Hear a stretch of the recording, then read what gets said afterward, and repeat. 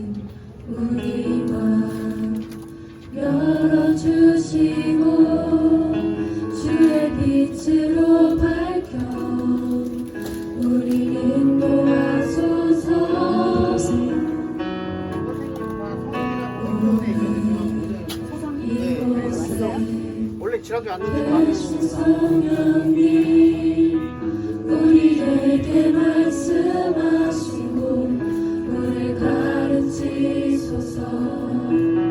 다시 우리 맘 열어주시고 주의 빛으로 밝혀 우리를 인도하소서. 주님보다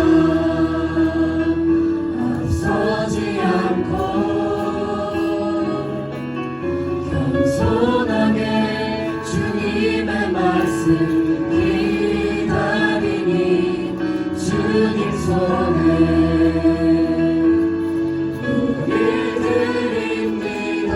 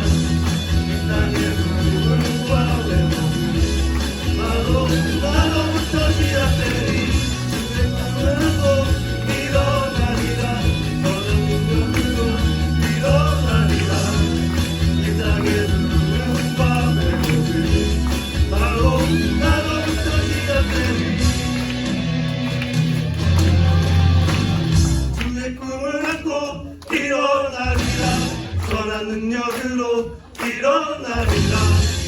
이 땅의 부름과 회복은 바로 나로부터 시작되니 내 꿈을 안고 일어나리라. 선한 능력으로 일어나리라. 이 땅의 부름과 회복은 바로 나로부터 시작되니.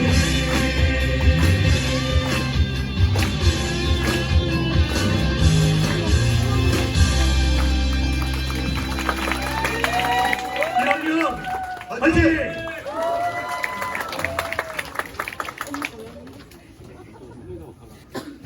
네, 오늘 말씀은 역대하 보겠습니다. 역대하 1장 1절부터 6절까지.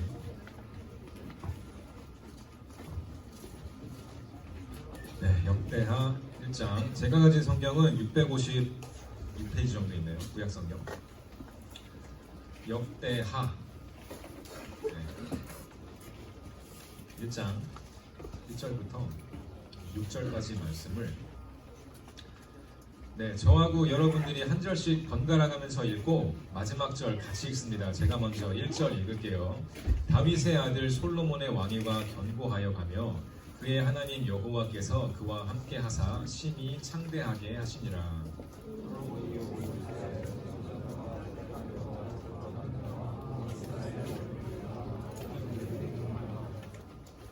솔로몬이 온 회중과 함께 기브온 산당으로 갔으니 하나님의 회막 곧 여호와의 종 모세가 광야에서 지은 것이 거기에 있습니다.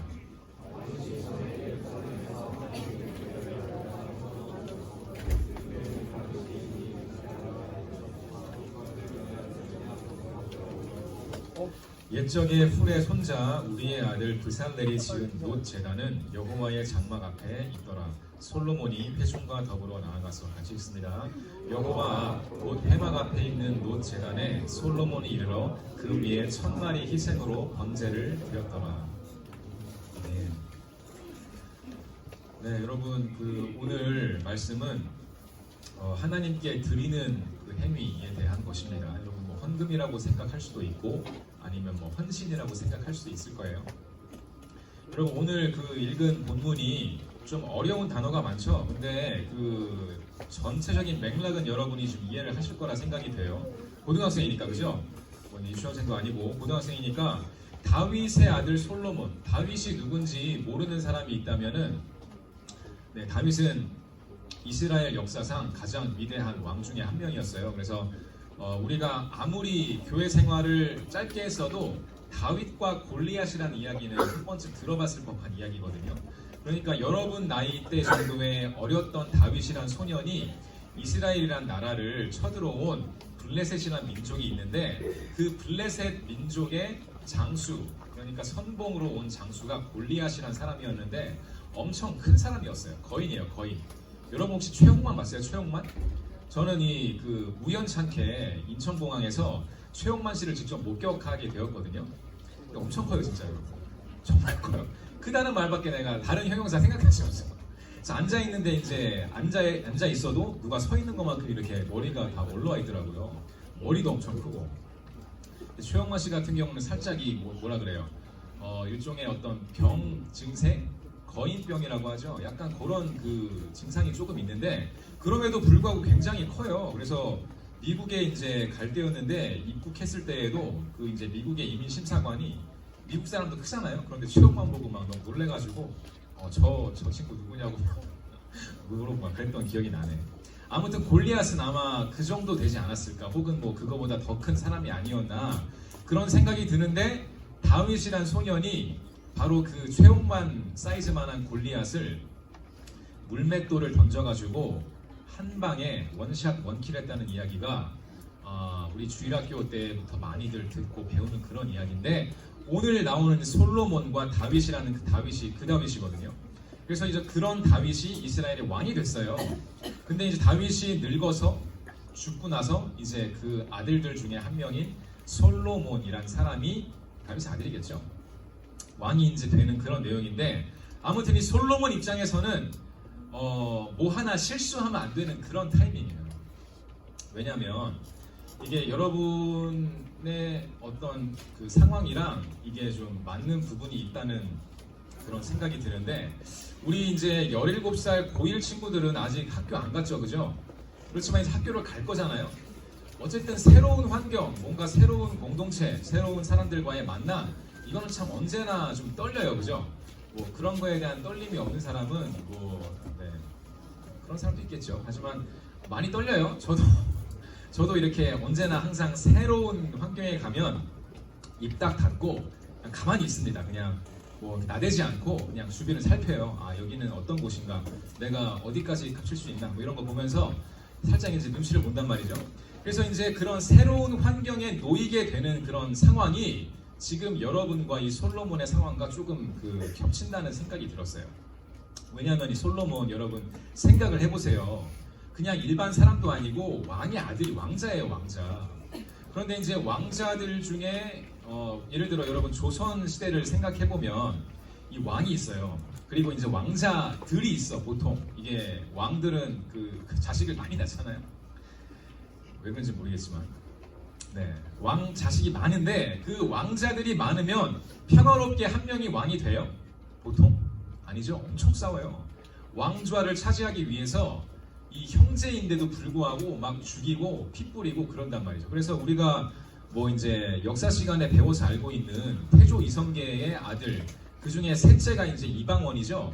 태정태세 문단세잖아요. 그래서 태조, 정종, 그죠? 그 다음에 태종인데, 원래는 이 태종이 왕이 되면 안 되는데 정종이라는 형을 내려버리고 자기가 이제 왕이 된다 이거예요. 그리고 이제 조선시대 역사도 그런 식으로 흘러가는데, 뭐 그런 거는 문화와 지역을 떠나서 항상 이 권력의 자리를 놓고 싸우는 싸움은 치열하다 이거죠.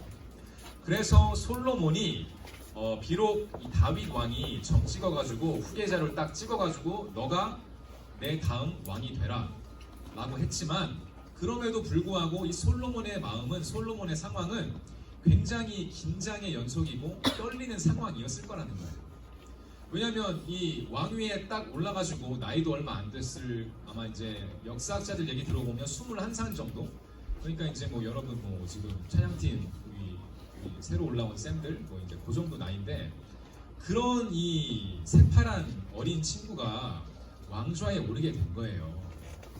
여러분 얼마나 적이 많을까요? 얼마나 저 새끼 끌어내려야지 하는 사람들이 많을까요? 얼마나 이를 갈고, 얼마나 이 권력을 내가, 왜냐면 만만하니까. 여러분 어린 사람은 만만하게 보잖아요. 여러분 조심하세요. 여러분 나이대가 사기치기 제일 좋아요. 어린 입장에서 볼 때는 다 믿잖아, 그죠? 아무튼 그래서 이 21살 이 경험도 없고 아는 것도 없는 어린 왕이 얼마나 참 마음이 긴장이 돼요. 떨리고. 그래서 이제 새로운 사람들, 이 새로운 신하들, 새로운 백성들, 백성 입장에서 새로운 왕이겠지만 어쨌든 이 솔로몬의 입장에서 이 새로운 환경에 뛰어들게 되는 바로 그 시점이, 저는 여러분이 이제 이 새 학년을 올라가고 뭐 그렇게 뭐랄까요, 강도가 비슷하진 않겠지만 어쨌든 이 우리의 마음 가운데 있는 긴장감이나 우리 마음 가운데 있는 불안함이나 어떤 기대감도 있을 거예요. 그렇지만 전반적으로 이렇게 불투명한 앞날에 대해서 발을 내딛어야 하는 상황이 이 솔로몬과 여러분이 닮았다는 거예요. 물론 그 순간은 저에게도 항상 찾아왔고, 지금도 이제 저는 고등부에서는 3년 차가 되기 때문에 조금 그래도 이제 익숙한 편이지만, 지금도 이제 새로운 사역이나 새로운 어떤 프로젝트를 제가 교회에서 받아서 하게 될 때는 뭐 여지없이 저도 이런 솔로몬과 같은 그런 감정이 들게 돼요. 불안합니다. 긴장되고, 내가 잘할 수 있을까? 망치면 어떡하지? 이런 이 불안함이 항상 따라다녀요. 자, 이제 그런 가운데에서 이 솔로몬이 했던 행동들을 우리가 지금 보게 되면은 나름대로 이제 인간적으로 할 수 있는 부분들을 이 솔로몬이 열심히 했어요. 이 역대하 이야기를 우리가 지금 봤지만은 동일한 내용이 열왕기상 3장 1절부터 쭉 나오는데 나중에 한번 참고하세요. 그런데 거기에 어떤 얘기가 나오냐면 이 솔로몬이 왕이 되고 나서 바로 이제 애굽의 공주를 아내로 맞이합니다. 그리고 이제 자기와 배다른 형이죠. 이 솔로몬도 한 사람의 인간이었기 때문에 그랬었겠지만은 이 자기의 배다른 형이 자기의 왕위를 노리는 것처럼 이 생각이 되니까 실제로 부하들을 보내서 죽이기도 해요.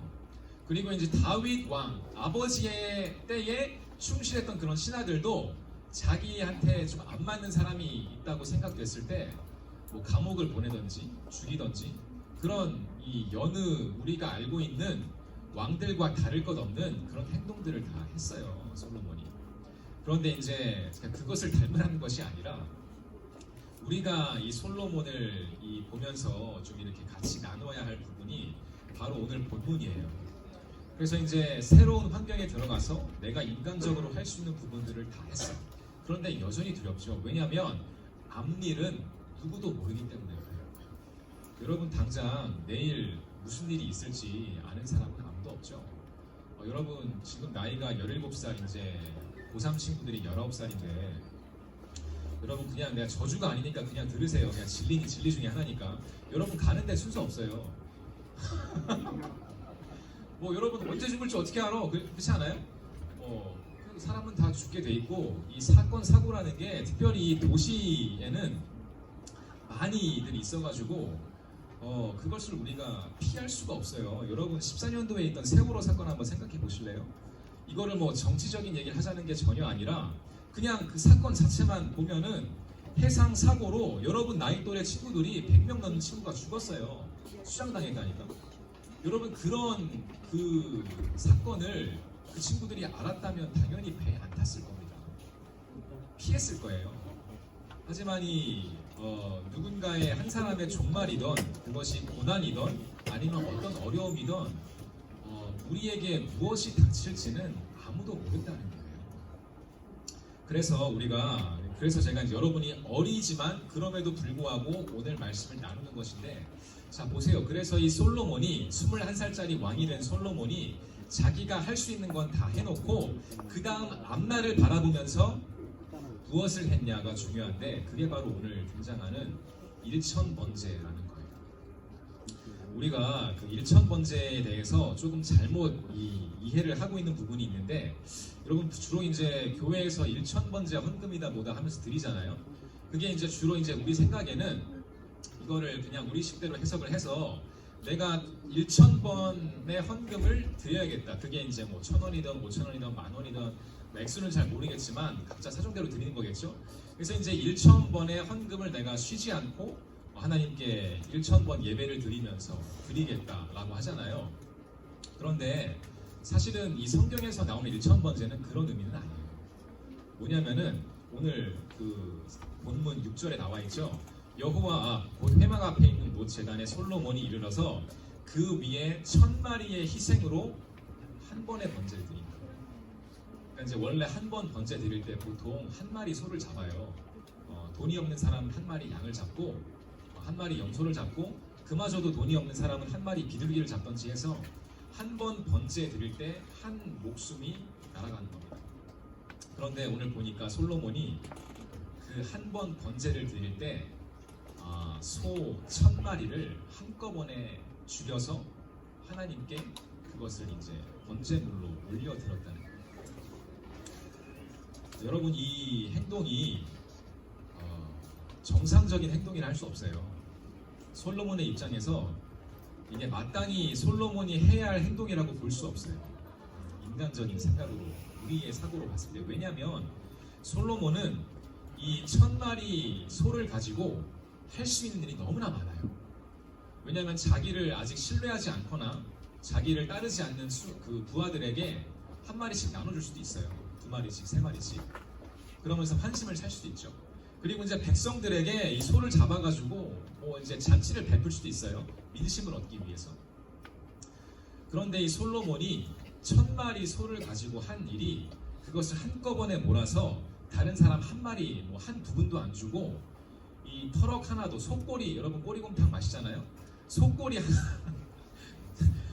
하나도 남을 안 주고 모든 걸 다 하나님한테 바쳤다는 거예요. 여러분 그게 포인트예요. 여러분 솔로몬이 아무리 왕이지만 1,000마리 소를 자기 맘대로 왔다 갔다 할 만한 짬이 안 돼요. 그런 경험이 없고, 이 솔로몬이 그런 걸 한다고 했을 때 반발할 수 있는 사람들이 더 많았을 거라 저는 생각이 돼요. 왜냐하면 미쳤잖아요. 이 귀한 걸, 그리고 이제 이스라엘이 잘 사는 나라라고 해도 여전히 예나 지금이나 소 한 마리 비쌉니다, 여러분. 지금도 여러분 한국에서는 뭐 이제 뭐 회식 있다 그러면 소고기 먹어요? 막 물어보잖아요.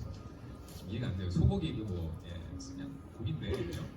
이 소고기에 대한 로망이 아직까지 있단 말이죠. 그래서 보면은 소라는 동물은 옛날이나 지금이나 여전히 그냥 똥개처럼 취급할 수 있는 그런 동물이 아니에요. 소는 소입니다. 저도 소띠예요. 장난이 아니지만 그냥 그렇다고. 아무튼 이 소라는 이 동물이 주는 이 무게감이 상당한데, 새파란 어린 왕이 사실은 그걸 가지고 다른 걸 했어야 맞는데, 이 솔로몬이 다 끌어다가 하나님 앞에 낭비했다고요. 불쌍해서. 우리가 보기엔 낭비죠. 낭비했어요. 아무도 안 주고 자기도 안 먹고 낭비했어. 그게 제대로 된 일천번제예요. 자, 여러분, 이것을 여러분의 삶에 적용하기 전에 이 일천번제라는 것에 대해서 좀 우리가 생각을 해보길 원하는데, 여러분, 우리가 이 하나님께 무언가를 드린다는 생각을 하잖아요. 그래서 이제 헌금도 하는 거고 헌신도 하는 거고 한데, 여러분, 이 솔로몬한테 배울 것이 바로 여기에 있어요. 우리가 하나님한테 무언가를 드릴 때 비상식적인 것을 드려야 맞아요. 그리고 내가 정말 아까운 것을 드리는 것이 맞습니다. 내가 드리나 마나 한 것은 별 의미가 없어요. 아니, 심지어 인간 관계도 그렇잖아요. 제가 제 아들을 사랑한다고 해서 맨날 그냥 뭐 개를 줘도 안 먹을 그런 이제 사탕 하나 그런 걸 맨날 준다고 해서 제 아들이 기뻐합니까? 물론 처음에는 재밌게 할 수 있겠지만은 별 의미가 없어요. 여러분, 그 연인 관계도 그렇죠. 사랑하는 사이면은 그만큼 내가 그 사람을 사랑하는 만큼 나의 돈, 나의 시간, 나의 모든 걸 빼가지고 쏟아붓는 거예요. 그게 사랑이죠. 쏟아붓는 거. 제가 이제 인터넷 커뮤니티를 하나 하는 게 있는데, 활동은 안 합니다. 그냥 눈팅만 해요. 그냥 시간이 없어가지고. 근데 이제 거기에 그런 자유 게시판 이런 데 막 잡담 같은 거 막 올라오잖아요. 사람 썰 풀고 이런 거. 최근에 이제 보니까 재밌는 썰 하나가 올라왔어. 제목이 헤어졌습니다. 땡땡땡. 헤어졌어. 여러분, 세상에 제일 재밌는 게 싸움 구경, 불 구경, 이별 구경, 그죠? 저도 그래서 그냥 눈팅 딴 거 하다가 주로 이제 유용한 정보를 많이 얻는 커뮤니티인데 그걸 딱 찍었어요. 그래도 보니까 사연이 이래. 막 오랜만에 이렇게 남자입니다. 그 사연의 주인공 남자인데, 진짜 오랜만에 연애해서 솔로 탈출하고 이렇게 좋았는데 결국 3개월 만에 헤어졌네요. 내용을 보니까 이거예요. 여자친구가 일주일에 4번을 교회 간다는 거예요. 그래가지고 이 사람이 견디다 못해서 헤어졌다는 거예요. 그런데 이제 그 남자의 말을 들어보면 이해가 가요. 나도 이렇게 남자니까 공감하잖아요, 여러분. 그냥 자기는 자기 입장에서는 여자친구가 먼저 교회 일정을 다 잡게 해주고, 예를 들어 이제 그 찬양팀 예배팀 다 연습하잖아, 토요일날. 그래, 토요일날 연습 있어? 가. 주일날 예배 있어? 오전 시간 빼줄게. 다 가. 근데 금요일도 금요 철야 가니? 가. 이렇게 막 했는데, 자기는 그런 식으로 자기를 되게 희생해서 이 여자친구를 배려했는데, 근데 이제 그 여자친구 이 반응이 그게 그냥 너무 당연한 것처럼 그냥 난 일주일에 4번 교회 가고 그 이상도 갈 수 있으니까 항상 그때마다 이제 그 교회, 심지어 교회 사람들하고 잡은 약속에 이 남친하고의 약속이 약간 밀려버리게 되는 그런 일들이 겪고 나니까 이 남자친구가 이게 삐진 거예요. 상처를 입은 거죠. 아니, 나를 사랑한다고 했으면서 왜 교회를 그렇게 많이 가냐는 거예요. 나는 뭐냐는 거지. 나는 뭐야? 너에게 나는 뭐야? 교회 임원들만도 못하니? 이런 거. 샹팀만도 못해? 나는 뭐야? 그런 거. 네, 그런 사연을 읽으면서 그 양쪽 다 저는 이제 공감을 할 수 있어요. 왜냐하면 저부터가 이제 교회를 다니고 있으니까, 하나님 믿는 사람이니까. 네, 여러분, 그와 같은 거라 생각이 되어지네요. 누군가를 사랑한다는 거는 결국에는 나의 24시간 중에 그나마 가장 많은 시간을 할애하고 나의 뭐 한 달 월급 중에 아니면 여러분은 용돈 받을 수 있으니까 여러분이 받는 용돈 중에 가장 많은 부분을 이렇게 투자하고 할애하고 갖다 바치고 쏟아붓는 그 대상, 그것이 결국은 여러분의 예배의 대상이라 볼 수 있을 겁니다. 사람은 누구나 예배하는 그런 존재예요. 물론 그 예배의 대상이 하나님이 아닐 수도 있고 돈을 예배할 수도 있고 여러분 명예나 어떤 뭐 인기를 예배할 수도 있어요. 자, 그런데 그렇게 우리가 하나님께 뭔가 드릴 때에도 그 드리나 마나 한 걸 드리는 거는 별 의미가 없다는 거예요. 여러분, 하나님이 바보가 아니죠. 하나 예를 들어서 이제 뭐 1,000번째 얘기했잖아요. 그래서 이제 그런 좀 이렇게 어쨌든 1,000번 헌금을 드리는 것도 굉장하죠. 그걸 빠지지 않고 드리는 것도. 그런데 여러분 그 1,000번째를 드릴 때 뭐 100원씩 드린다고 생각해 보세요. 혹은 뭐 1,000원씩 드린다고 생각해 보세요. 여러분 1,000원씩 1,000번째 드리면 얼마죠? 공이 3개 더 붙으니까 100만 원. 100만 원이죠. 여러분 그 21세기 2020년도에 100만 원 가지고 여러분 그 명품 신발 하나 사면 끝나요. 100만 원 요즘에는 그 금방 써요, 금방. 그리고 심지어 여러분들도 우리 학교 다니는 친구들도 돈 좀 모아가지고 좋은 거 많이 입고 다니잖아. 여러분 좋은 것도 많이 먹고, 네, 그잖아요. 그러다 보니까 그 내가 1,000번째를 드린다 한들 그것이 나에게 어떤 그 희생의 어떤 느낌, 뭔가 나의 뼈가 깎이는 느낌, 뭔가 굉장히 아까운 느낌, 그런 것이 없는 이 제사와 헌금은 그러니까 여러분부터가 지금 의미가 없다고 생각하잖아요. 그게 그냥 내가 아무렇게나 할 수 있는 거 이렇게 생각하니까 그런 거는 하나님한테도 아무렇지 않다는 거예요. 하나님께 드릴 때는 여러분 다 꺼내서 쏟아붓는 게 맞아요. 얼만큼의 예물을 내가 드릴 수 있을까? 얼만큼의 희생을 내가 할 수 있을까? 얼만큼의 헌신을 내가 하나님을 위해 드릴 수 있을까? 물론 여러분 중에 어떤 친구들은 아직 하나님의 존재에 대해 약간 의심이 있고 믿음이 아직 성장하지 않아서 뭐 그래야 할 만한 그런 가치를 발견하지 못한 친구들도 있겠죠. 그렇지만 여러분 그 확인하기 전에 먼저 한번 드려보세요. 여러분이 드릴 수 있는 가장 귀한 것을 한번 드려보세요. 보세요. 솔로몬이 이게 미친 짓이잖아요. 1,000마리 소를 한꺼번에 죽인 거예요. 그런데 여러분 이거랑 비슷한 내용이 신약 성경에도 등장하는데 뭔지 혹시 아세요? 예수님 발에 향유를 부은 마리아의 이야기가 너무나 비슷해요. 그때도 제자들이 저거 미친 거 아니야? 왜 그 비싼 향유를, 여러분 중동 지방은, 고대 근동 지방은 굉장히 건조하고 그래서 이렇게 뭔가 몸에 이렇게 치장했을 때에 향유를 굉장히 비싸게 쳤어요. 그래가지고 예수님 태어났을 때 동방박사도 이제 그 3가지 선물 중에 하나가 향유였잖아요. 그만큼 귀한 건데 그 비싼 향유를 깨뜨려가지고 예수님 발에다 쏟아 부은 거예요. 그러니까 그걸 본 가룟 유다가 뭐라 그래요? 야, 그거면은 다른 거를 훨씬 많이 할 수 있었겠다. 그 정도 향유면은 내가 팔아가지고 훨씬 더 값지고 우리가 생각하기에 훨씬 더 효용성 있게 쓸 수 있었겠다. 이 말을 하는 거예요, 가룟 유다가. 그런데 여러분 그 예수를 판 사람이 누구예요? 바로 그 가룟 유다예요. 인간적인 생각하는 사람. 우리 생각에 귀하게, 우리 생각에 이건 아니야, 우리 생각에 이게 맞아. 여러분 하나님은 그 정도 얄팍한 마음 가지고는 만날 수가 없는 분이에요. 하나님을 만나고 싶으세요? 하나님께 사랑받고 싶으세요? 먼저 여러분의 사랑을